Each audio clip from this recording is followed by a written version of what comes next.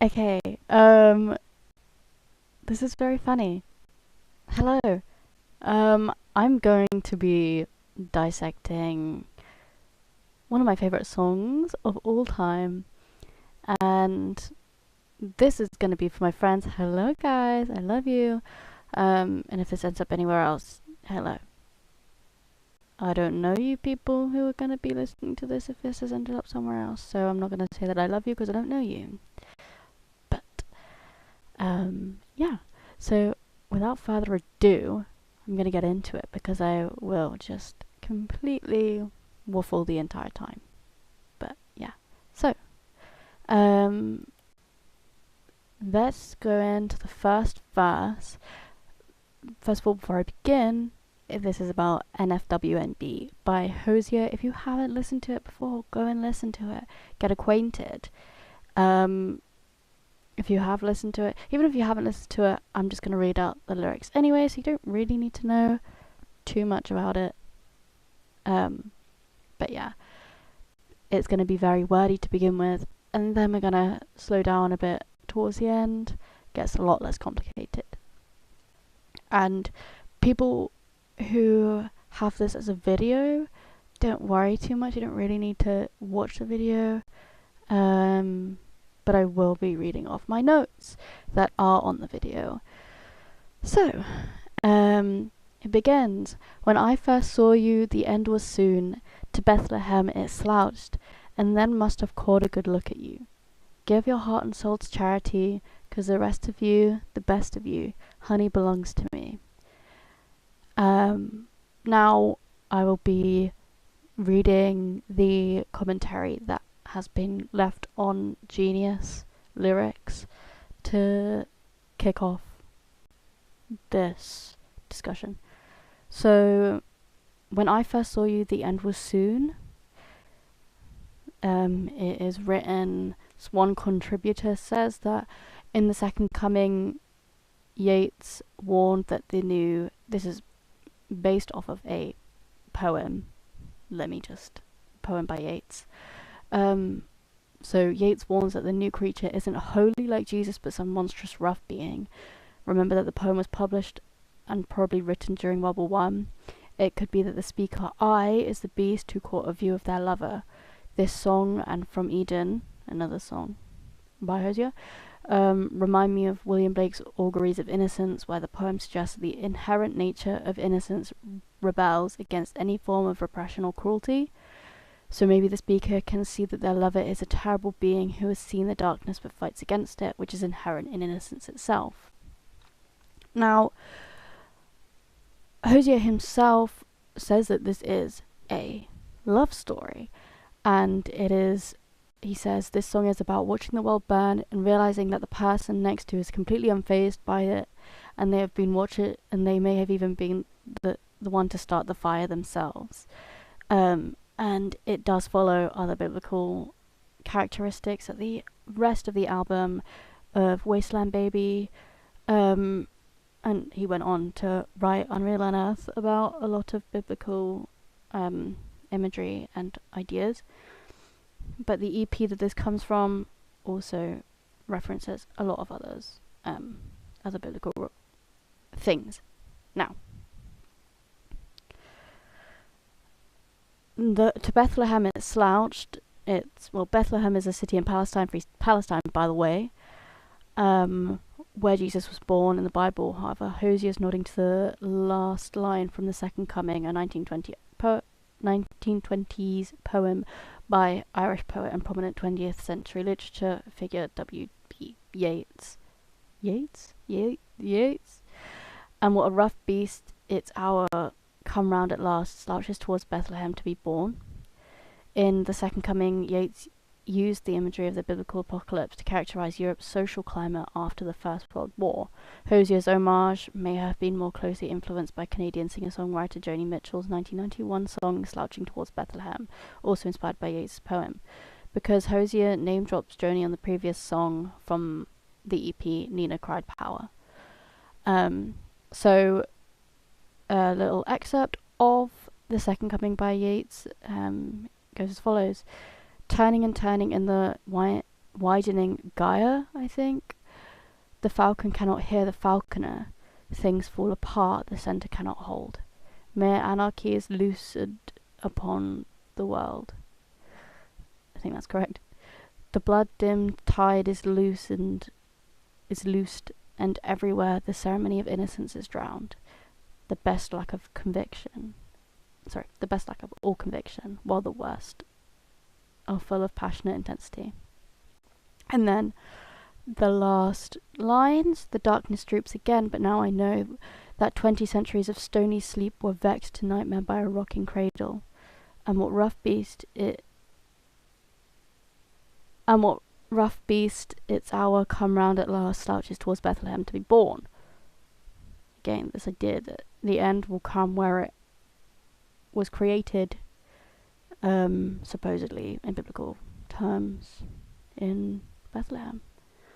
So then, the next line of the song, and then must have caught a good look at you. Hozier, again, genius contribution, has said, Hozier has mentioned that the song is partly about imagining the object of your affections as a really terrifying individual who has a real darkness to themselves, who would be completely unfazed by the worst possible scenario, showing how powerful and terrifying this person must be if they are unfazed by the end of the world. Hozier, where this person has got this from is from an interview by Hozier himself discussing the song, and he says it's a horrendous Revelations event again.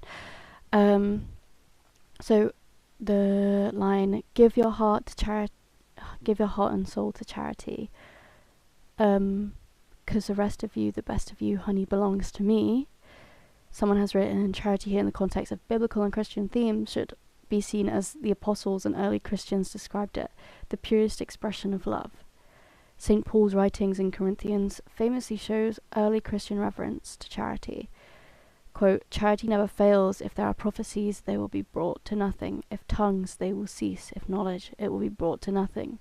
For we know partially, and we prophesy partially, but when the perfect comes, the partial will pass away. When I was a child, I used to talk as a child, think as a child, reason as a child. When I became a man, I put aside childish things. At present we see indistinctly as in a mirror, but then face to face. As present I know partially, then I shall know fully as I am fully known. So faith, hope, charity remain, these three, but the greatest of these is charity. 1 Corinthians 13. And again from Genius, someone says, 'cause the rest of you, the best of you, honey, belongs to me. They say, now that the singer's lover has given away her heart and soul to charity, quote charity, all that is left is her body, which Hozier describes as belonging to the singer. Belonging meaning, while her heart and soul are the nurturers of the loving aspect of their relationship, her body nurtures the physical aspect.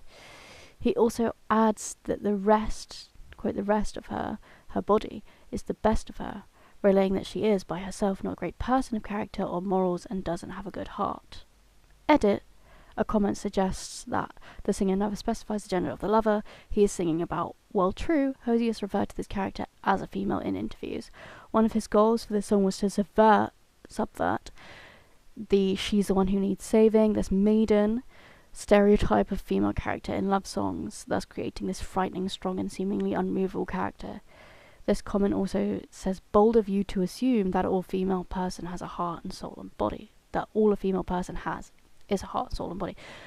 Well, if songs are required to list everything a female has, then it would kind of ruin music. The heart represents intentions and nature, and every person has a soul and body, and the brain is part of the body. Now, I don't necessarily agree with this idea of it being the body as being what's left. My takeaway from these lines of the heart and soul and the rest of you, the best of you, it belongs to me, I interpret it as that she can do everything, quote, good, but the most impressive thing about her is the power and terror that she holds and is able to deal with.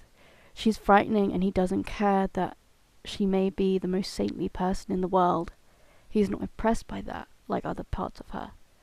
The best of her, for other people, is the charity, but it is not the best thing to him. Or it could be this idea of him saying, you can save face and do all of this great charity, etc. But I know who you are under that facade. You are terrifying and formidable, and I get all of it, because no one else is interested in someone like that. You are too frightening and too powerful for other people. Once again, touching on this godlike power and devotion that he has to her, seemingly. And the beginning bit, I didn't add in my commentary on that, but it is, I imagine it as sort of like this Godzilla type creature leaving and creating destruction until it sees her. For the sake of characterization, I'll use she, her pronouns. It stops in fear, or maybe a shock or respect. She is unfazed by this. Maybe she was waiting for it. Maybe she is as powerful as the god that created the rapture, or does not carry the respect for it as the others around her who are suffering. It is like a slow motion or freeze frame of all that there was, and all that is ceasing to be as it gets destroyed.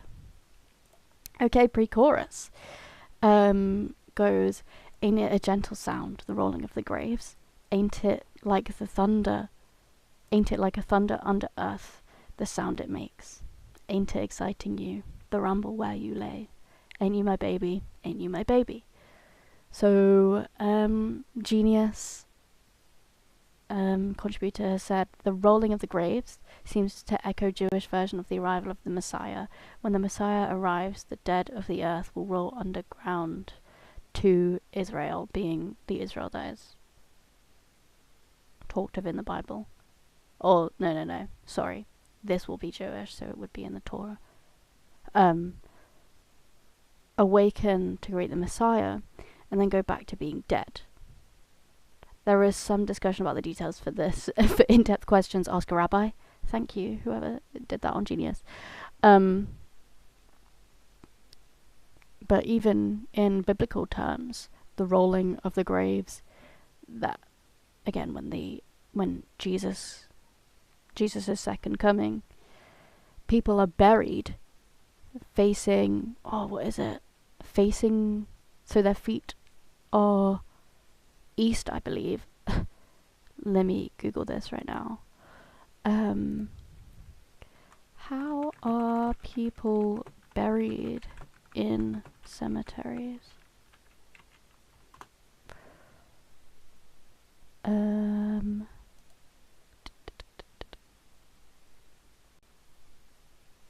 Okay. Which direction do people get buried? Facing east. That's, yeah. I was there. Don't worry. I was there. So, and when Jesus comes, they're buried facing east. So when they can come out of their graves to face the sun, I believe. Let me just double check this before I'm just absolutely speaking rubbish. Yes, this is, sorry, AI view, or the many traditions, particularly in Christianity, dictate that the deceased should be buried facing east. This is based on the belief that when Jesus returns, he will come from the east, and thus the dead should be oriented to greet him. This practice has been prevalent since at least the 4th century, and is often reflected in the orientation of church altars. But in Jewish communities, it says here on Google overview, AI overview, individuals may be buried west in Jewish communities, especially if they are located in a cemetery where Israel is to the west. This is thought to symbolize a return to Israel during resurrection. And then obviously in Islam, people are mostly buried towards Mecca, I believe. So, and so, the next part of the song, ain't it exciting to you, the rumble where you lay? Ain't you my baby, ain't you my baby? Now, this, again, Genius contributor says the setup not only builds suspense, but also shows how the speaker's lover enjoys the darkness of thousands of dead people underground. In the words of Hozier, the noise of all the dead people but enjoying that and actually lying on the ground and actually being quite excited by the vibration of it. And I've made note on what he said in that interview that he talks about this in. Yeah, being excited by the vibrations of it, that kind of person that is just like, I don't know, not finds comfort in it, but is like, it's this warmth that it brings up in them by this vibration. And it is a love song, you know. With its words, you can totally tell that it is a love song with the use of the word baby. So yeah, my points go back to this ain't you my baby line. He isn't delusional to the person that she is. We can see that he's not delusional to this person, this dominating character she is.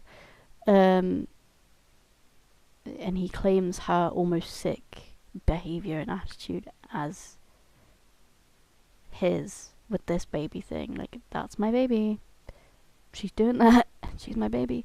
The word baby does denote a submission or power dynamic of him being the caretaker in the relationship. However, we know that this is not the case, as she doesn't need the protection. My interpretation comes with more of the sitting back and watching her in all her glory. Baby shows he could even be a bit delusional under some type of spell, because she is kind of terrifying. No, she just is terrifying. To him, at least, and as we're being presented her. It's a nice word to use in this case, as she does dominate clearly in most ways with her nature, but baby could mean that he's seeing her for all that she is, all aspects, even the softer version of her, who also takes pleasure in being cared for, even if she doesn't need it. She's allowing him to be so mushy and adoring, after all. So then, on to the chorus. Nothing fucks with my baby, nothing can get a look in on my baby, nothing fucks with my baby, nothing. So, again, the genius commenter has said, Hozier inverts the stereotype of the man protecting his love. In the face of the second coming, his love just enjoys the chaos. Quote, but also I kind of just wanted to subvert the idea of being in love with someone and feeling like you have to protect somebody. As a dude, nothing can harm you, etc. I'll protect you. In this, it's not. It's you cannot be harmed. It's nothing to do with me. This person is just genuinely terrifying, and you love him for it. And he also says that, sort of with the bad language, it's used in good faith, and sort of more with his common speech or vernacular. It's, I think, with losing the sort of detailed words that he might have used for this, like nothing fucks with her. With losing that, it's I think he sort of loses his composure in a way of this, like, damn, I could say so much about her, but at its core, nothing fucks with her. And I have nothing else to sort of go into, because that's just it. Nothing fucks with her. So I think it's kind of disarming in a way. Especially to go from how detailed the verses are. It's just like, he's like, you know what? It's out of my hands, as he says. Like, I can't do anything to help you. That's okay. Because I don't care to. Because I'm so in love with you, however you are. Because you're so scary. Anyways, so I have written here in my notes, nothing can get a look in on my baby, that line. Nothing affects her, nothing can penetrate her psyche to even understand how she became like this. It's a refreshing devotion to women's anger or their power, as the population of women get marked as too emotional, but men do exercise their capacity of anger and emotion by acting out, but it being considered normal in sort of today's society, and it's just, quote, what men do, and that's sort of their emotion. Like, yeah, dude, you are emotional, anger is an emotion, and you're being very emotional right now because you're, like, punching walls, or, like, throwing something, because you're, like, it's embarrassing, honestly, but, yeah, it's, I think, Here it's not even her acting as a man would. It is like this divine action that he can't even think to control or calm down. And even if he could, I don't think he would, you know. He doesn't want to do that. Because he cannot protect her or fulfill what he is, quote, supposed to do as a man, especially in a relationship of this protection, it could arguably create a purer and truer love. Like, he cannot stroke his own ego in the relationship by being this, like, macho guy. So he must love her. Like, he has to love her for her fearsomeness and her terror that she, like, basks in or creates. Because it wouldn't, like, it is impossible to exist if he can't, like, if it's all on her. If it's, like, he must have this devotion to her, otherwise it just simply wouldn't work out as a relationship. So yeah, it's like this it is a chorus that is very disarming, and, you know, he's stepping back like, yeah, man, like, she's really cool. So verse 2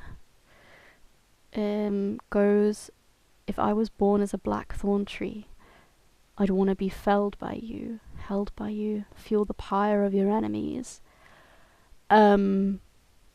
Genius Commentary says this is a play on words to fell, like to fell a tree. The blackthorn alluded to in the last line is to cut it down, but it's also intended to sound like felt. For Hozier, then to be held by this person is to be unravelled. Lovely word.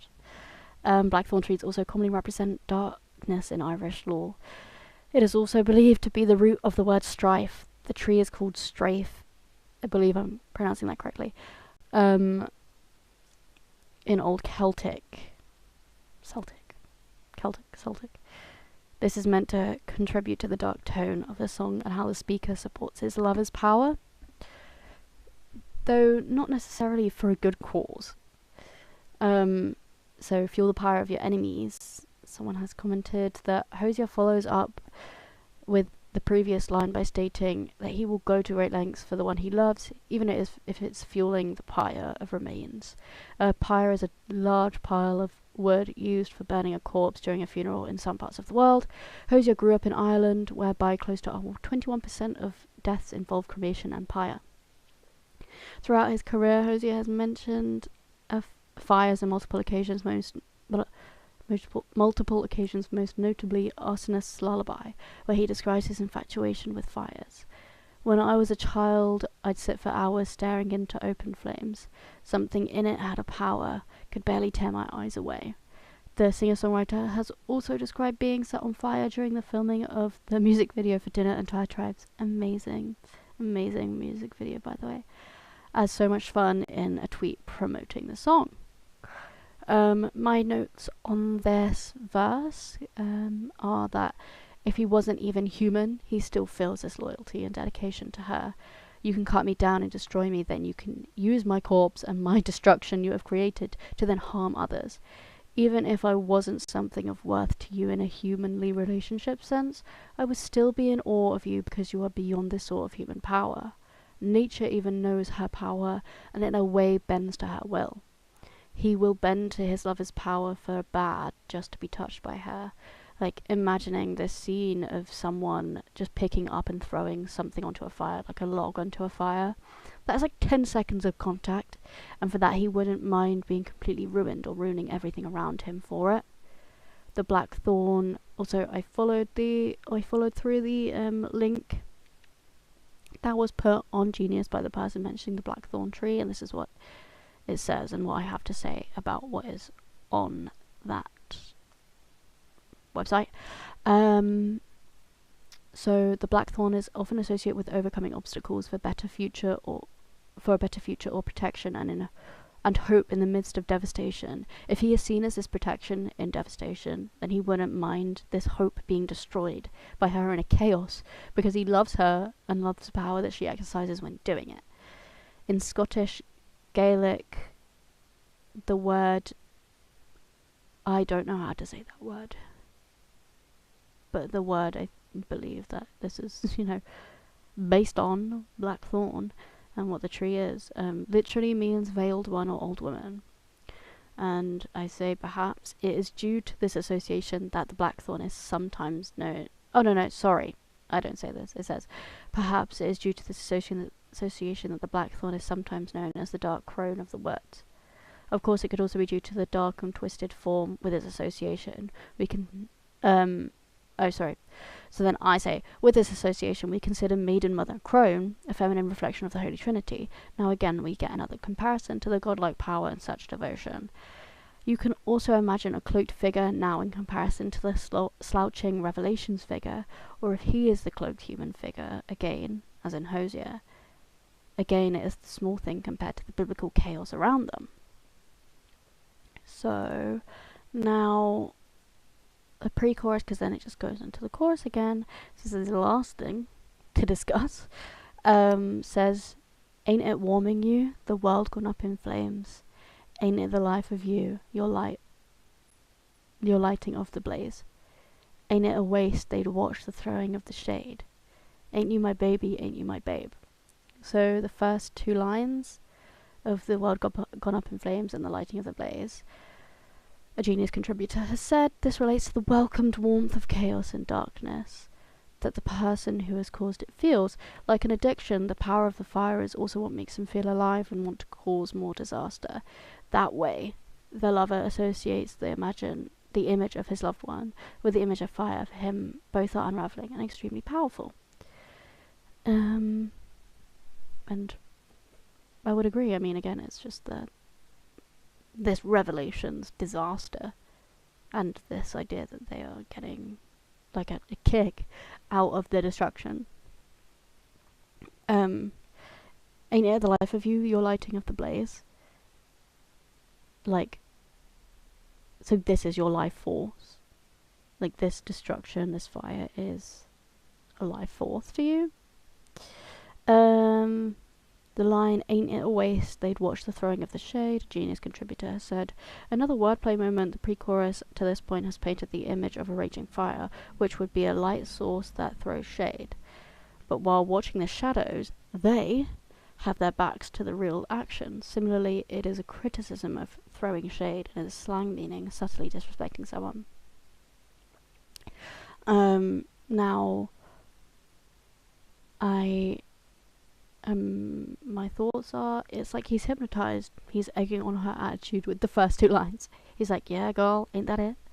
And the throwing of the shade line, to me, it's like he's just adding on to however she feels about these other people who are being destroyed, or the scene around them.